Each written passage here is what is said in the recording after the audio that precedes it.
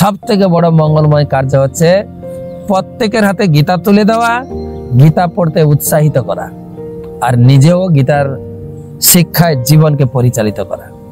গীতায় ভগবান বললেন, নাস্তি বুদ্ধি অযুক্তস্য ন চ অযুক্তস্য ভাবনা ন চ অভাবয়ত শান্তি অশান্তস্য কুত সুখম।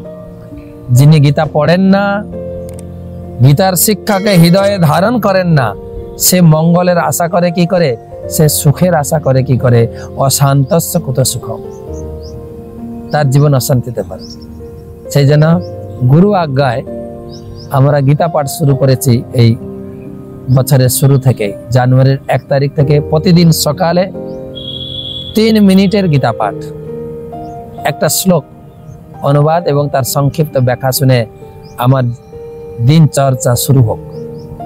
আপনি শুনবেন এই 3 মিনিটের গীতা পাঠ। যদি না পেয়ে থাকেন, আপনি সাবস্ক্রাইব করবেন ভক্তি বিজয় ভাগবত স্বামী, এবং আপনি আপনার বন্ধুদেরকে শেয়ার করবেন প্রচুর পরিমাণে।